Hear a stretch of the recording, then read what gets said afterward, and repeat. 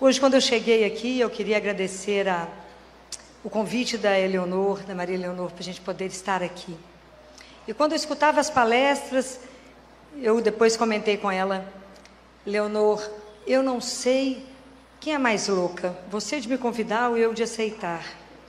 Porque é completamente diferente de tudo que vocês irão ouvir. Que até agora vocês ouviram grandes teólogos, professores, doutores, e eu sou leiga, absolutamente leiga.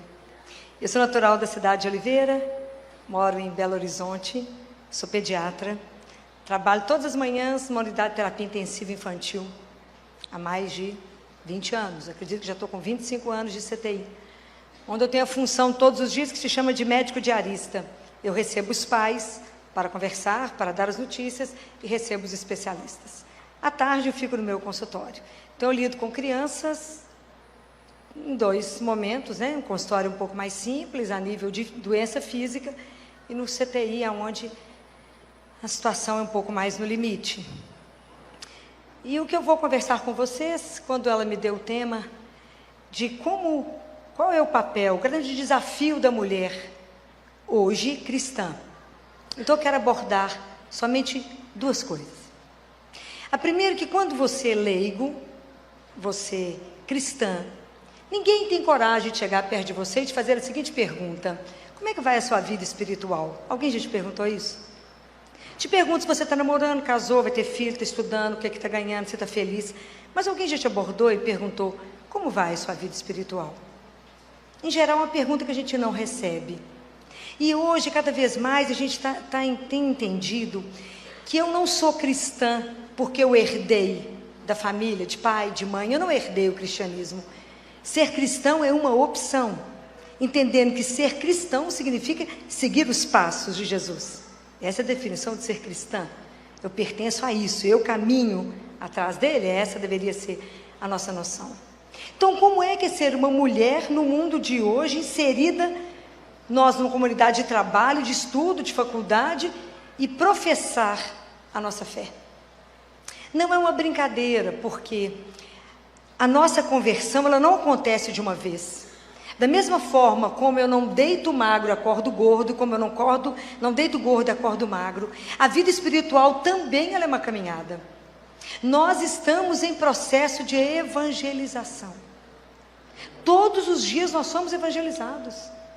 Todos os dias. O nosso processo de conversão vai acabar na hora da morte. Porque tudo isso é muito lento, porque nós é que somos muito lentos no nosso processo de decisão com Deus. Então não há uma caminhada, eu não tenho como hoje estar inserida num ambiente de trabalho, me posicionar, se eu não tiver uma caminhada pessoal. E para ter uma caminhada pessoal, eu preciso de uma vida de oração. Para ter uma vida de oração e ter disciplina para rezar, eu preciso da graça de Deus. Que a gente tem a ilusão que faz tudo sozinho. Que se eu sentar eu posso estudar, que se eu quiser eu vou rezar. Mas a gente não entendeu que tudo é graça. Então eu preciso pedir a Deus a graça da disciplina. Porque se eu não tiver a graça da disciplina, eu não vou rezar. E se eu não rezar mesmo todos os dias, eu não vou me alimentar. Se eu não me alimentar, eu não dou conta de permanecer de pé. É tudo uma cadeia. Como é que eu posso me posicionar e estar de pé se eu não estou alimentada? E é tão interessante que a gente alimenta profundamente o corpo, mas a gente não alimenta a alma. Então você pergunta para uma pessoa: quantas vezes você faz uma refeição por dia? Tem gente que consegue fazer 5 refeições, olha que espetáculo, não é? Aí você fala: quantas vezes você alimenta a sua alma todo dia? Você tem 24 horas. Quantas vezes você alimenta a sua alma? E às vezes a gente não tem 5 minutos, não tem 10, não tem 15, não tem 20 minutos para estar com o Senhor, nosso Deus. Então, se eu não tenho uma vida nutrida, como é que eu vou dar conta de um mercado onde eu estou, de me posicionar como cristã? Como é que eu vou dar conta de perceber o que eu tenho que viver? É difícil. Como é que a mulher vai tomar consciência do papel dela? É mais difícil ainda se eu não estou sintonizada com aquele que é o meu Senhor. É mais difícil da gente compreender tudo isso, porque a nossa vida espiritual ela tem um começo. Ela só vai começar no dia que cada um de nós entender essa frase que eu vou dizer. O dia que você falar essa frase para você e você vê o impacto que isso tem pessoal. O dia que você entender, eu sou um filho ou eu sou uma filha de Deus, amado ou amada. O dia que a gente tomar consciência que nós temos uma pertença, que não estamos soltos nesse mundo, que não somos obra de acaso, mas que somos resultado de um amor de Deus. Cada um de nós só existe por um excesso de amor, porque Ele assim sonhou, assim desejou e assim estamos aqui. Se não fosse por desejo dEle, não estaríamos aqui. E que nós só damos conta de fazer a nossa caminhada porque primeiro Ele quis. E eu posso fazer uma caminhada muito bem feita se eu estiver em sintonia com Ele. Porque tudo que a gente fizer sem amor, vai ser tempo perdido na nossa vida. Então, essa caminhada espiritual, para que hoje, cada uma de nós, como mulher, inserida, porque hoje a gente, quando se posiciona como cristã, você tem um mundo para brigar contra.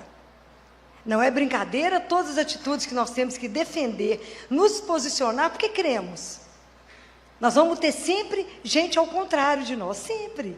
Sempre que vai nos questionar. Mas como é que eu posso dar razão daquilo que eu creio? Como é que eu posso estar firme naquilo que eu acredito, se eu não estiver alimentada, nutrida e nesse aspecto cuidada? Eu não vou caminhar.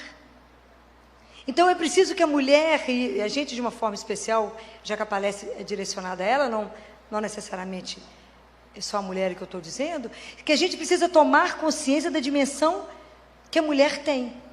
E a mulher tem uma grandeza. Claro que Deus confiou todo ser humano, a cada um e a todos, mas de uma forma especialíssima. Deus confiou o cuidado de um ser humano a uma mulher.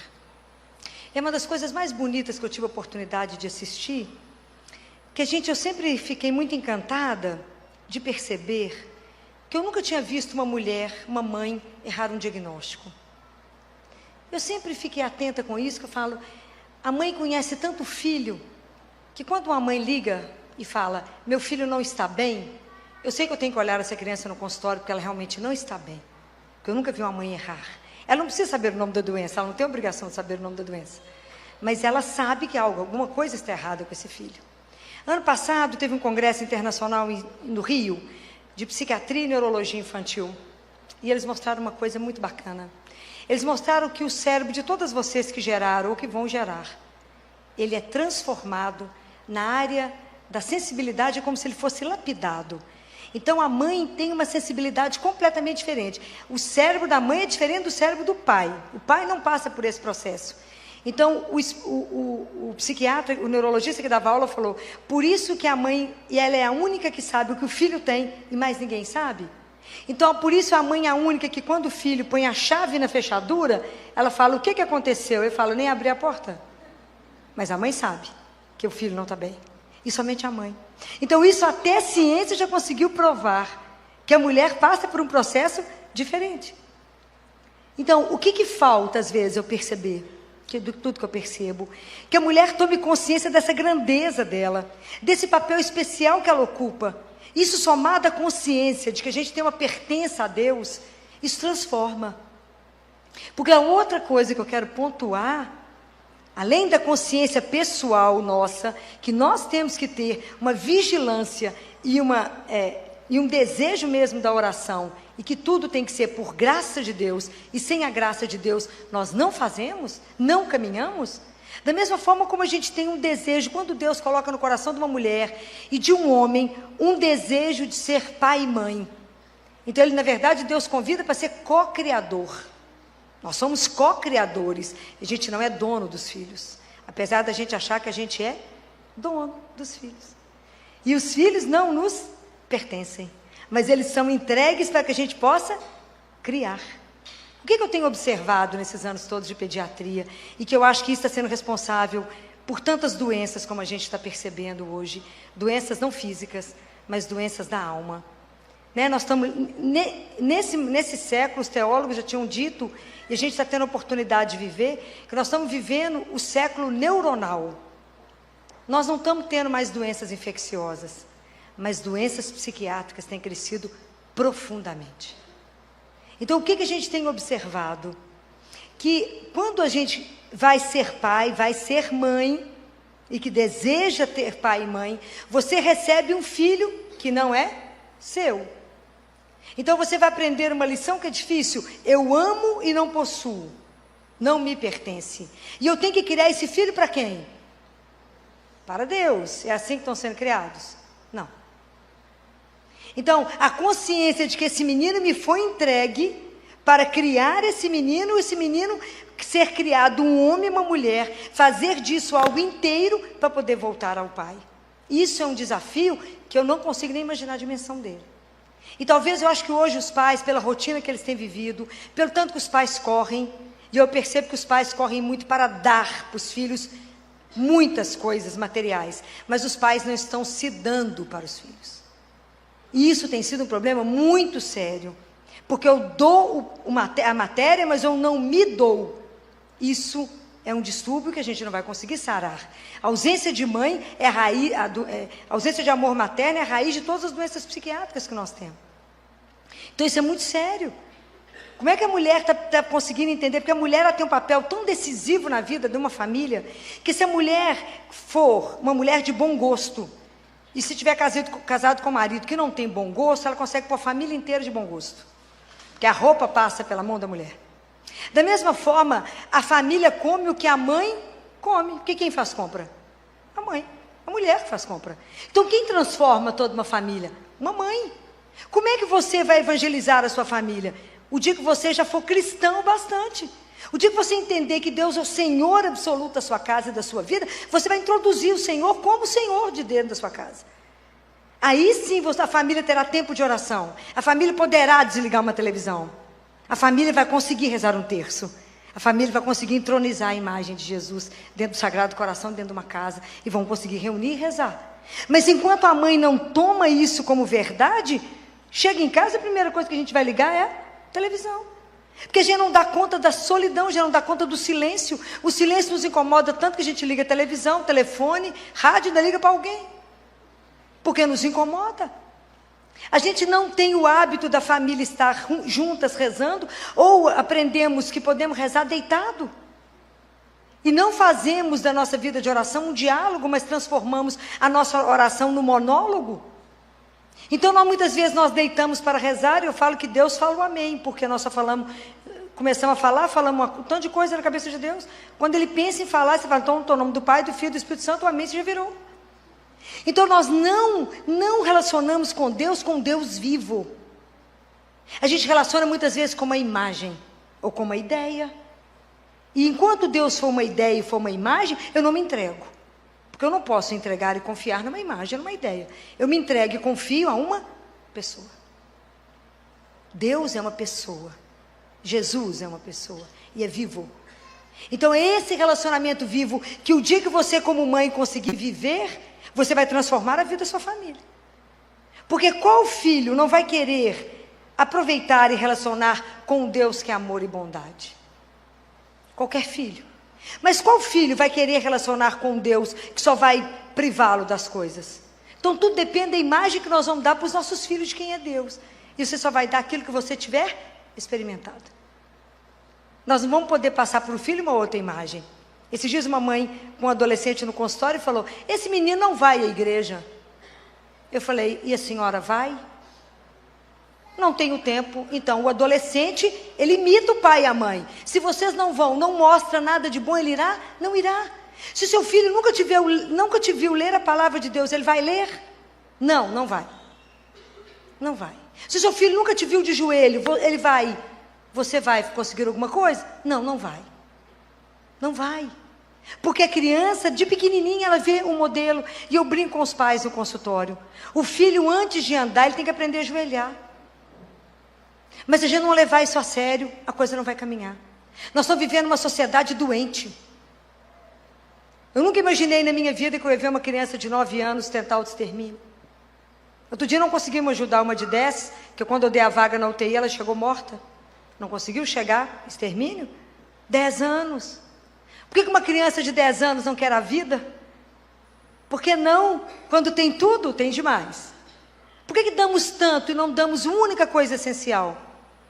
E eu falo com os pais, por que nós paramos somente no limite do corpo e não damos para o filho e damos a consciência para ele que existe uma alma?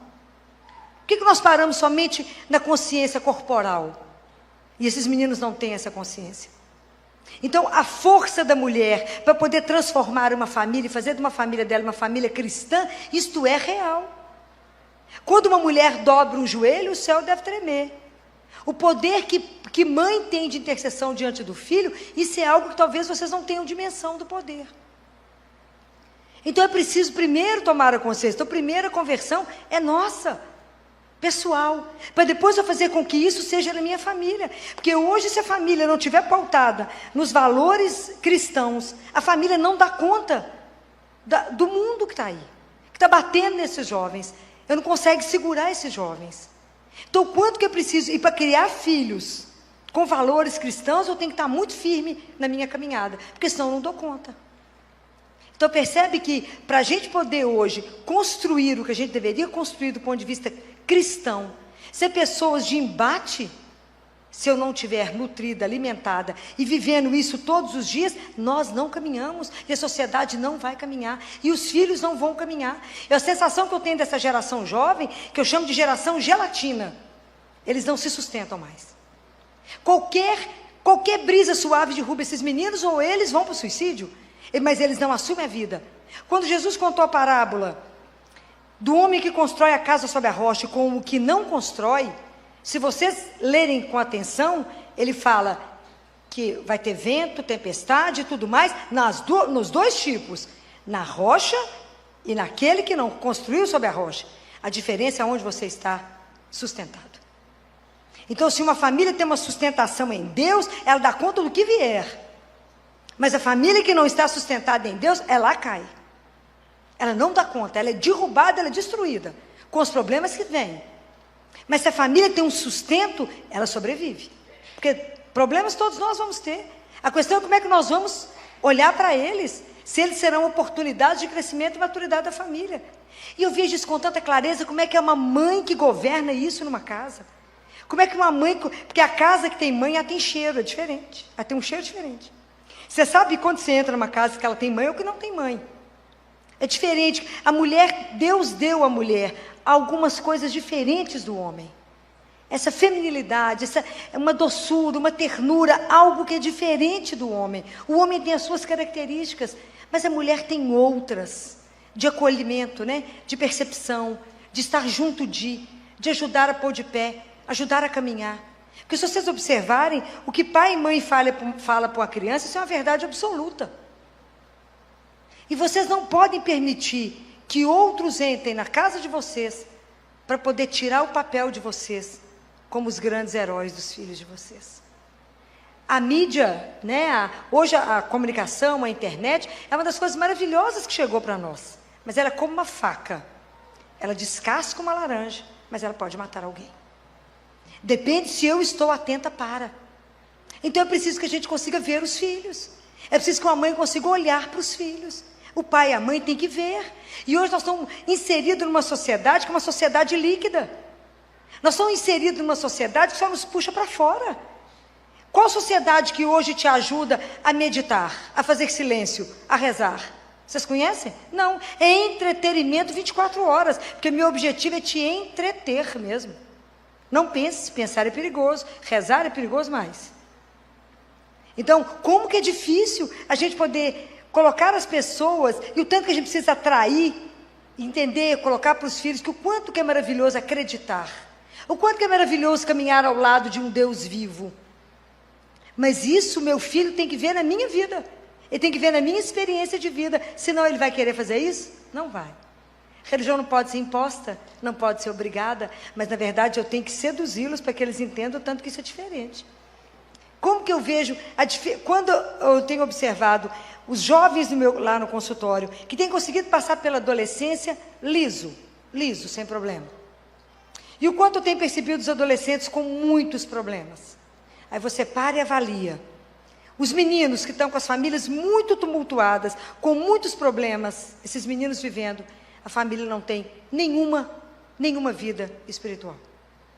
Nenhuma. Outro dia uma adolescente falava comigo, tia Filó, mas eu queria muito entender de Deus. Eu queria muito experimentar, mas a mãe falou que isso é bobagem, que Deus não faz a menor diferença.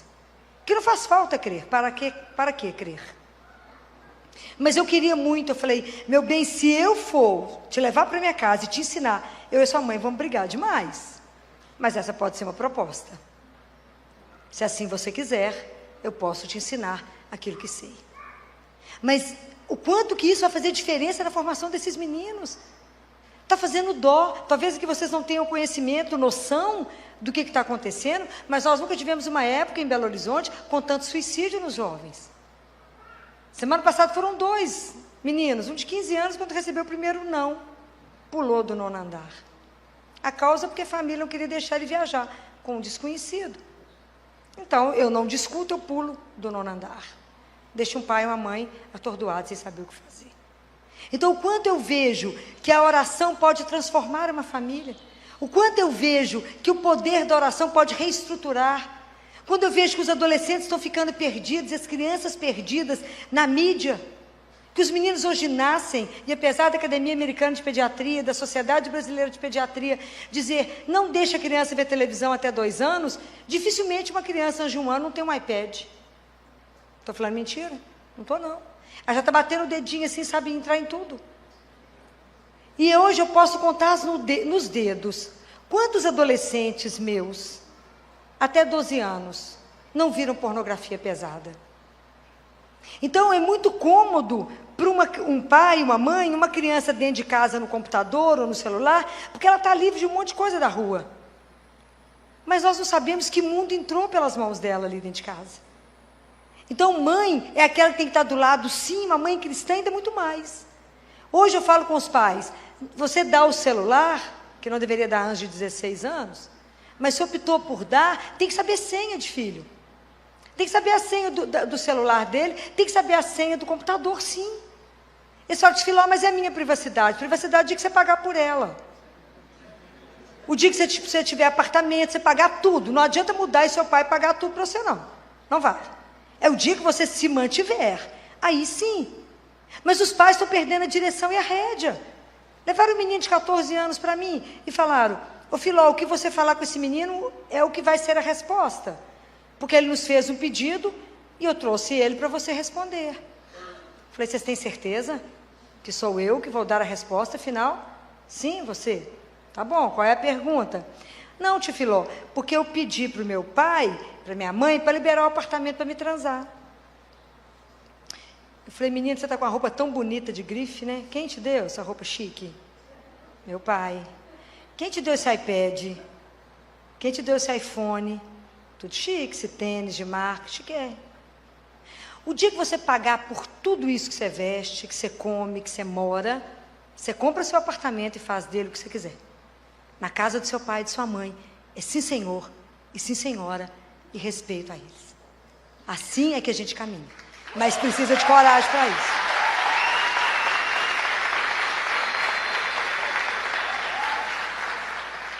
Os pais não podem ser reféns dos filhos. Eu estou com uma mãe de um menino de 16 anos, que ele fala com ela, se você não me der o iPhone novo que saiu, eu vou suicidar. Aí ela esteve lá no consultório, eu falei com ela, a próxima proposta dele, que ele falou que vai suicidar, você fala com ele, então pode suicidar agora, que você está me dando trabalho demais, é bom que já resolve a questão. Filó, você está louca? Não, vocês têm que parar de ter medo dos filhos. Tem que parar de ter medo. Para de ter medo. Eu tive uma menina, porque a coisa começa de pequena, por isso que a gente tem que ter atenção. A menina de 3 anos, filha única, falou com os pais assim, os pais corriam muito para almoçar com ela. Ela falou, eu como, mas cada garfada que eu der, vocês têm que dar um salto em volta da mesa. Aí eles levaram essa menina para mim, que acharam que eu tinha que levá-la para um neurologista. Eu falei, não, eu falei com eles, vocês estão dando salto? O pai abaixou a cabeça e falou, estamos, Filó. Eu falei, então, o psiquiatra é para vocês. Não é ela que precisa de neurologista, vocês precisam de um psiquiatra. Aí ela ficou muito apavorada com a minha resposta, 3 anos. Eu falei, me dá ela 1 semana, uma só, que eu dou um jeito. Aí ela chorava e falava assim, eu não quero ir para a casa da tia Filó, não. Claro que não. Muito bem. E eu conversava com os pais e dizia, diga não para essa menina, diga não para essa menina. Aos 12 anos, a mãe estava com ela no carro. E ela pediu um ai desses, que eu já não sei se era um iPhone, um iPad, um ai. Aí, nesse momento, com a mãe dirigindo, a mãe disse, não dou. Foi o primeiro surto psiquiátrico que ela teve, dentro do carro, que a mãe teve que estacionar onde ela conseguiu, com flanelinha, bater no vidro do carro e falar com ela, quer ajuda? Muito bem. Aí ela começou a tentar o extermínio, e foi para o psiquiatra, etc. Um dia, numa consulta, ela falou comigo assim, sabia, tia Filó, que eu estou muito cansada dos pais. Estou muito cansada deles, que eles são muito, pegam muito no meu pé, eu estou ficando muito cansada, eu estou escutando. E eu estou louca para morrer, sabe?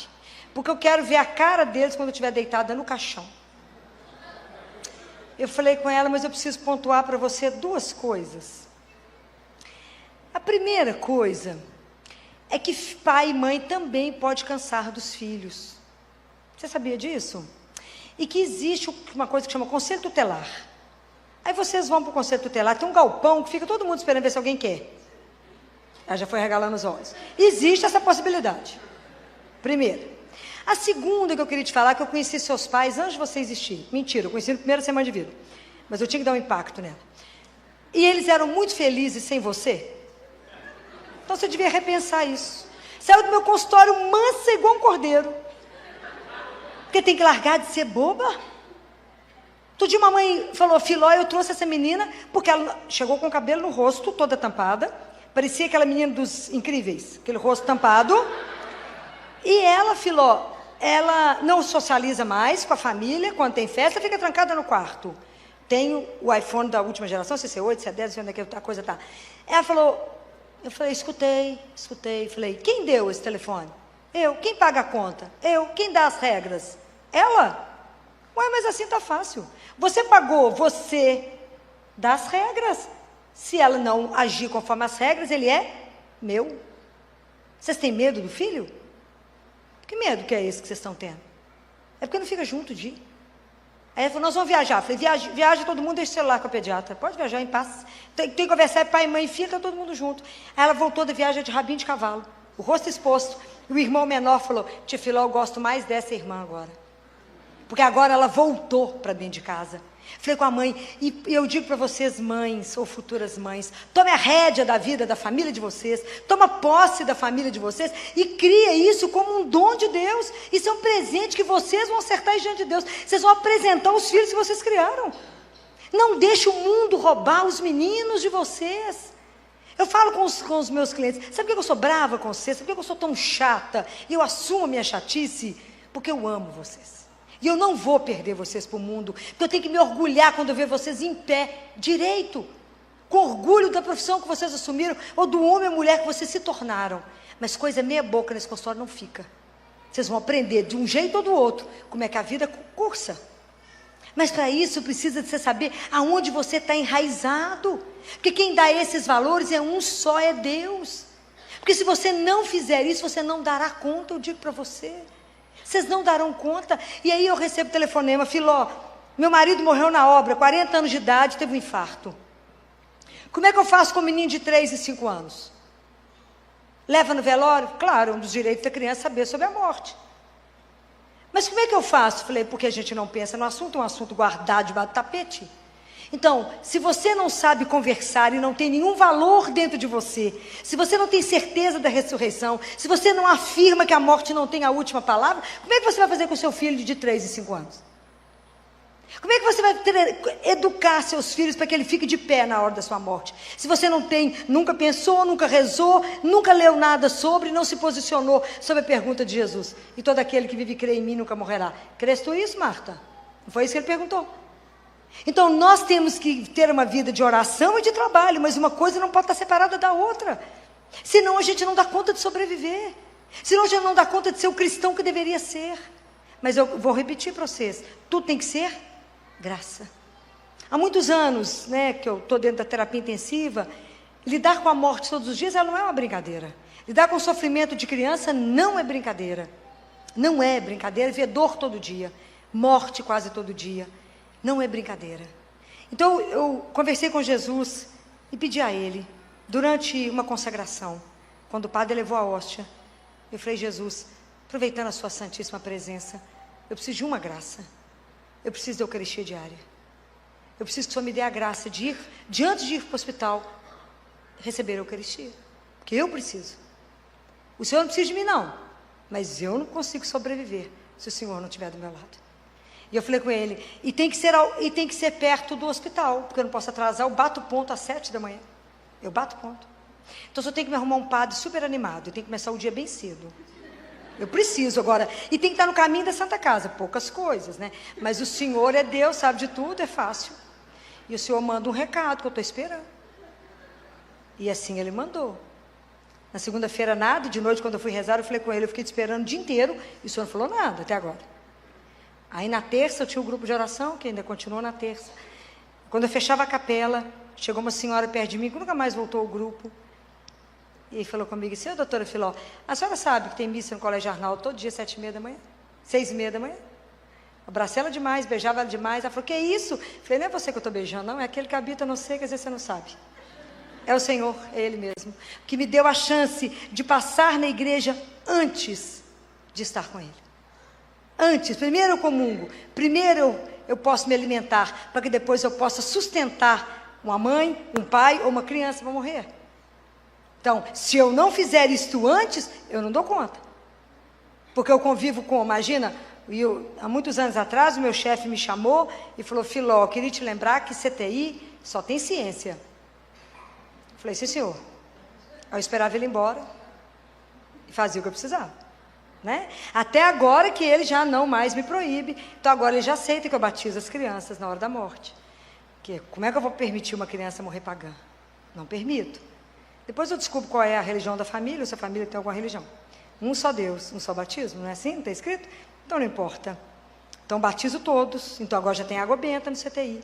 E é tão bonitinho que isso é uma semente que vai sendo colocada. Porque um dia eu estava no consultório trabalhando, uma residente me ligou. Filó, nós estamos atendendo uma parada. Eu falei, por que você está no telefone? Não, Filó, porque tem um tanto de gente. Mas eu estou te ligando para você me ensinar como é que batiza. Eu falei, que espetáculo. Então vocês já aprenderam que tem que batizar. Essa é a coisa mais importante. Se o menino voltar, Deus é que sabe. Mas batiza. Poder ver os sacramentos atuar. Poder mostrar para as pessoas e dizer, isso é real. A gente lida com um Deus que é vivo. E se a gente luta pela vida, o trabalho é pesado. Porque quando você entra, e eu creio, né, que lá dentro do hospital a gente está lutando pela vida, por isso eu creio num Deus que é vivo e que luta junto conosco pela vida. Por isso a gente não luta contra homens. Por isso, se eu não me alimentar, eu não dou conta. E tudo é graça que eu estou dizendo para vocês. Eu não comungo todo dia porque eu sou bonitinha, porque eu ajoelhei e pedi. Porque eu digo para vocês, o joelho vai te levar onde seus pés nunca irão, mas o joelho vai te levar. Então, quando eu pedi para Nossa Senhora, me dá graça, porque eu rezava um rosário sozinha por dia, 1h30 de joelho.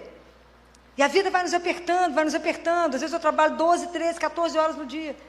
Eu falei com ela, eu preciso de conseguir rezar o terço todo dia. Eu preciso de 1 hora. 4h30 da manhã eu estou de pé. Acendo minhas velas, meu marido que eu vou pôr fogo na casa qualquer dia. Mas rezo o meu terço. É fácil? Não, é a graça da disciplina que eu pedi. E aí eu preciso. Mas também sou casada, então eu não posso só viver disso. Tem que antes sair de casa, deixar a casa, comida do marido pronto, café arrumado, pão de queijo assado, pão assado, tudo pronto, a mesa posta, porque eu vou rezar, eu tenho que sair mais cedo porque eu preciso da missa. E eu vou para o CTI, aí só Deus sabe, volto para o almoço. Mas já aprendi que entre sair do CTI, chegar em casa e começar o consultório, eu tenho que ajoelhar, eu tenho que rezar, eu tenho que renovar minha força no único que renova. Porque eu preciso de sabedoria para de tarde, porque tudo é diferente.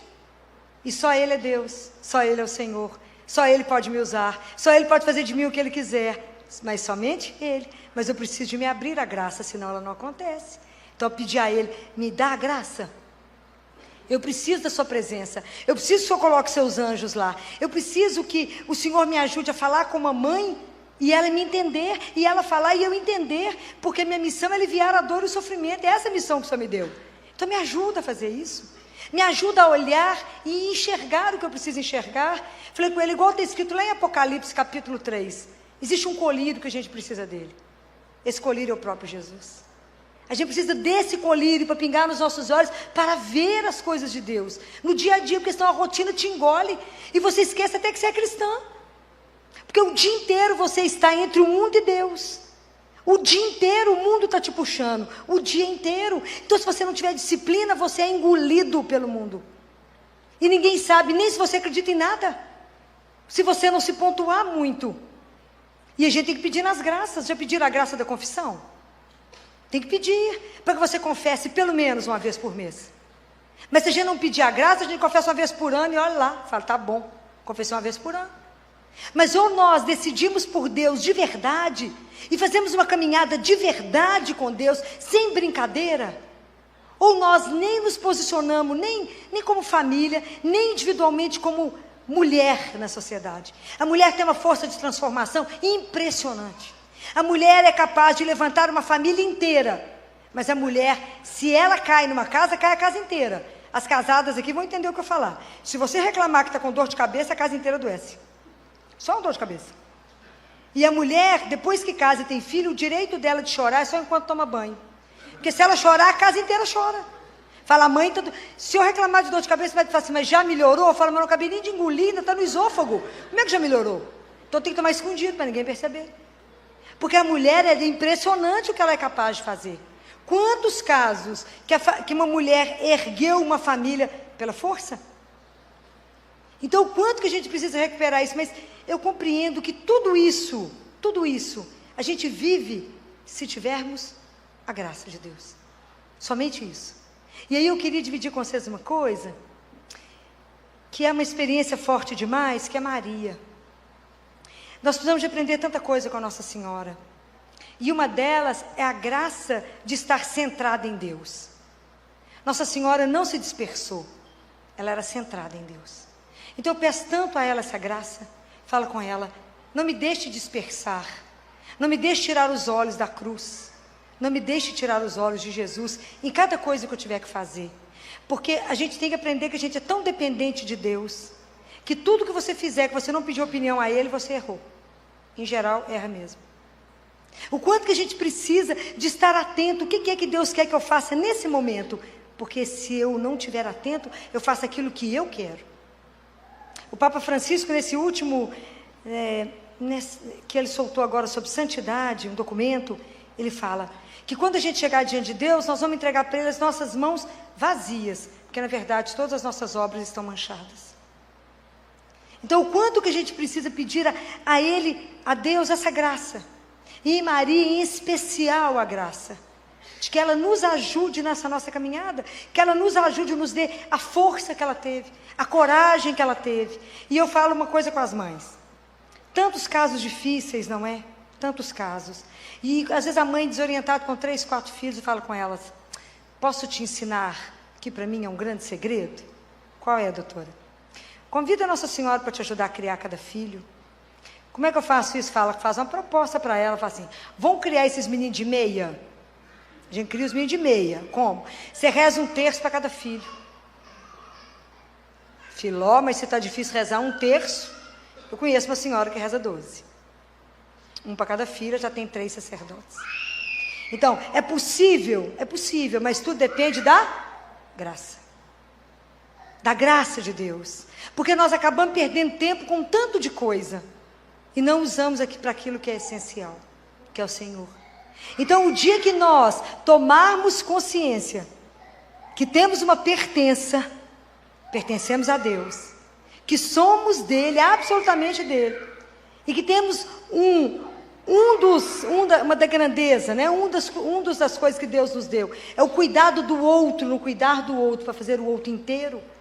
Nós vamos saber que nós precisamos demais de pedir a Ele essa ajuda, e pedir a uma mãe, a uma mulher, que nos socorra, que nos ajude na graça.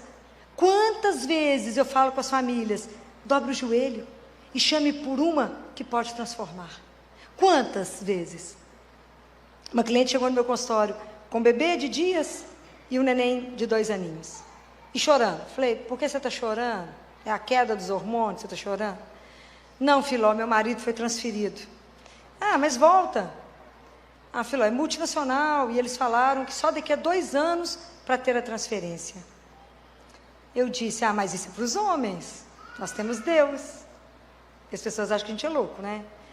É Deus, a gente tem Deus. Ela falou, mas para ele voltar para cá, alguém tem que ser demitido. Falei, meu bem, Deus é pai de todos. Ele conhece todos. Então ele nunca vai amar um filho em detrimento do outro. O amor de Deus é universal, mas ele é pessoal. Deus nos ama pessoalmente. Então, ele não vai prejudicar um filho em função do outro. Então, nós vamos pedir a intercessão de uma pessoa, de uma mulher poderosa.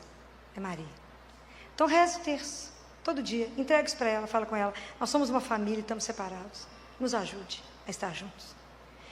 E aí, na semana seguinte, ela voltou com a mãe dela e as crianças, e chorando. Falava, mas você não parou de chorar ainda? Você não confiou no que eu estou te dizendo? Não, mas eu estou rezando. Então já é um sinal, já está rezando, já está bom. Deus vai secando essas lágrimas, não é? E aí, na outra semana, quando ela voltou, porque no primeiro mês eu acompanho por semana, quando ela voltou na outra semana, eu disse a ela, o marido estava junto, falei, conseguiu folga, né? Porque está aqui hoje. E falou, doutora Filó, a senhora não sabe o que aconteceu. Eu falei, me conta, que eu amo essas histórias, né? Porque a gente não fica contando, né? A gente fica vendo, podemos entregar um problema para Deus, saber que vai ter uma solução. Doutora Filó, a senhora acredita que um colega meu de trabalho aqui recebeu uma proposta de uma outra multinacional com salário dobrado? Foi irresistível. Eu falei, porque Deus é sedutor mesmo, meu filho. Ele vai resolvendo as coisas como precisa ser resolvido e coloca a família junto outra vez.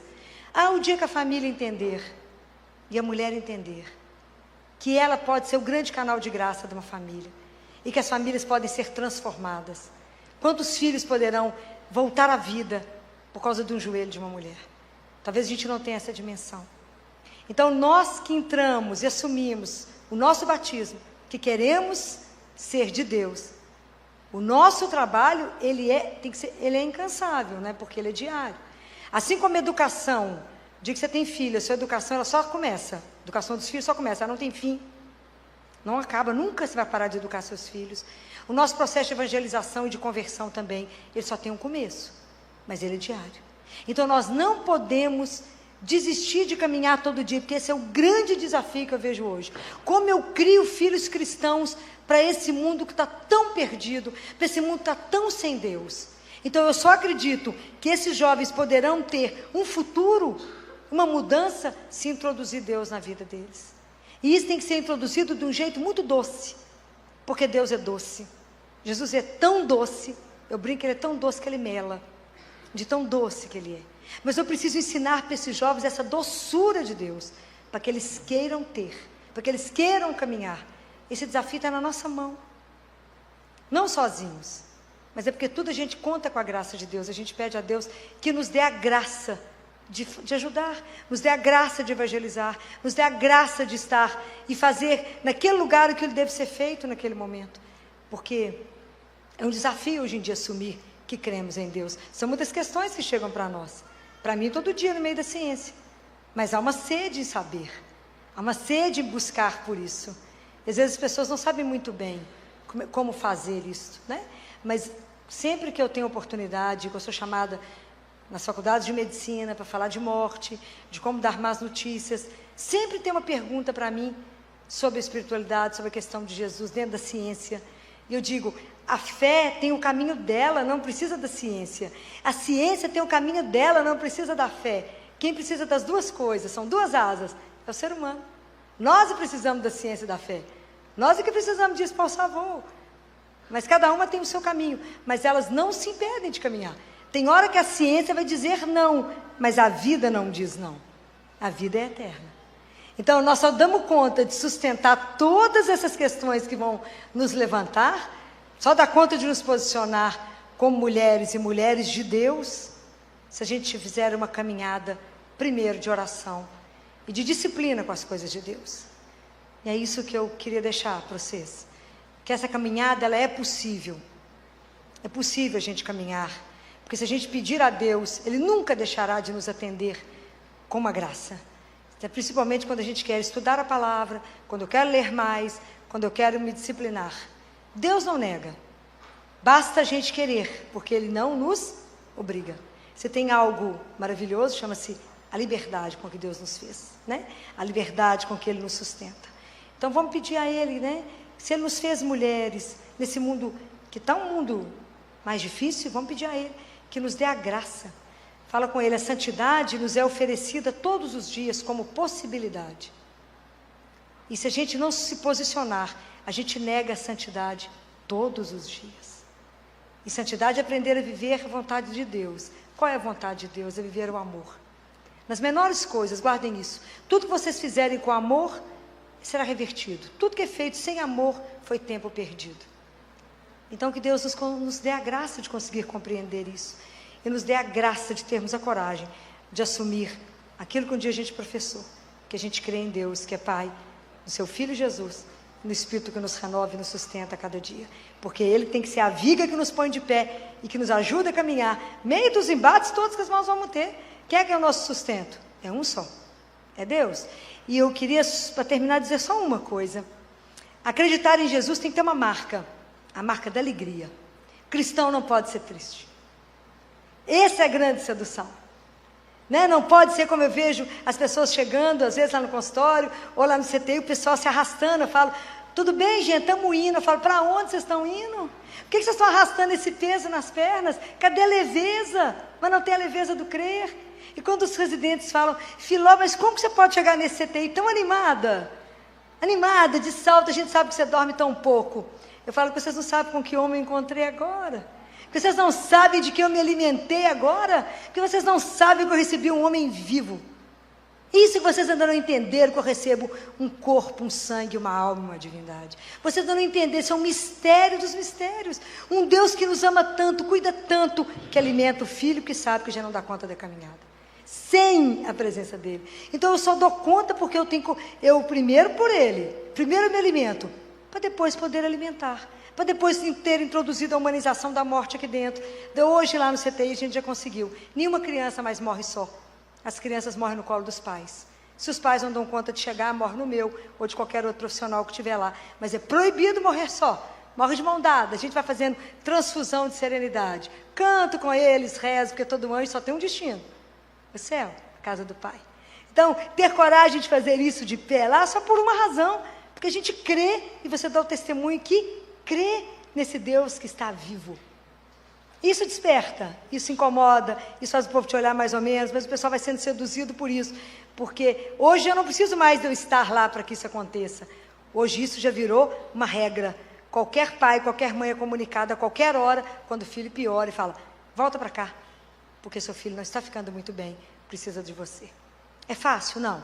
Mas a nossa fé sustenta, e ajuda, fala, em quem você crê? Aonde você está sustentado? É esse que vai te dar o sustento. Eu falo com as mães, quando eu ponho aqueles meninos no colo das mães, é pietar, não é? Eu falo, só uma mulher que entende a sua dor. Porque só ela passou e colocou um justo no colo. Não é? Só ela viveu isso, somente ela. Então, quando coloca um inocente no colo, uma criança de meses, de dias, tantas crianças sofridas, somente ela. Mas eu digo sempre, como é que eu posso negar as coisas que eu vejo? Eu já falei com Jesus, não há teologia que nos explique, mas há uma vivência que me mostra.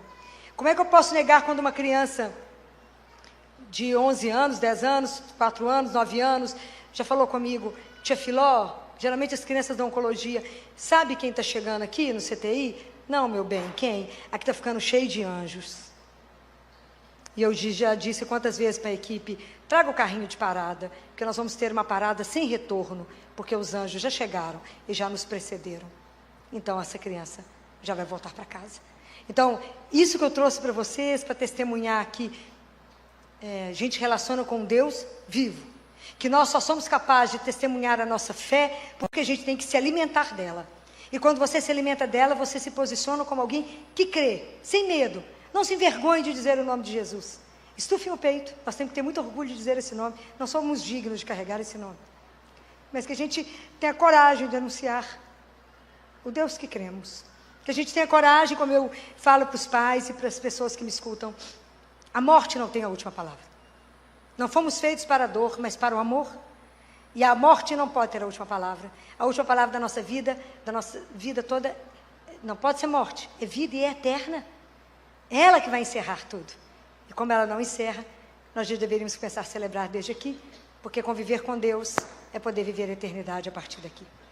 Então, que Deus possa abençoar a caminhada de cada uma dessas mulheres que aqui estão, preparar o coração daquelas que serão mães, das que já são mães, dê vocês coragem de se posicionar nesse mundo tão ateu, mas que vocês sejam sempre aquela luz que vai incomodar muitos. Mas é assim mesmo que a gente começa. Deus vai juntando o povo dele, não juntou a gente aqui nesse fim de semana? Ele vai juntando os filhos dele, para que a gente ainda forme um grande exército, para que quem vá à frente nos conduza até a casa do Pai, seja o nosso grande São Miguel.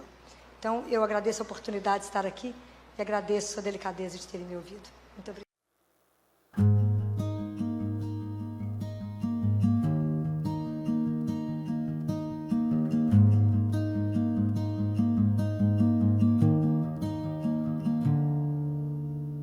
Cracks in the pavement trace our steps. Late night talks and quiet breaths. You smile like the world stood still. Now it's just time I can't refill. Sidewalk memories fading slow. Footprints where we used to go. Your laugh still lives in the air, but I reach and you're not there. Nothing loud, just quiet goodbyes in the spaces where we lie.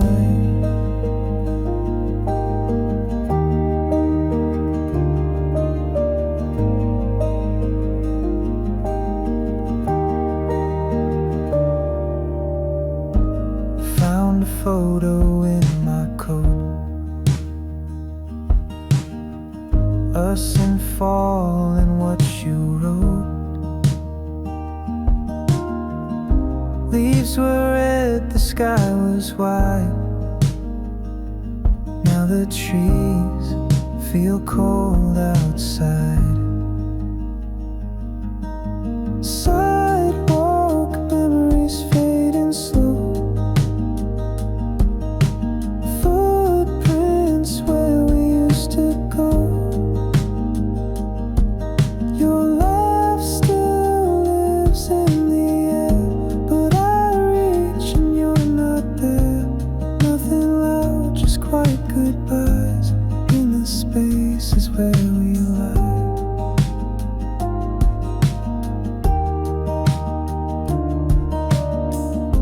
And I still walk those streets at night.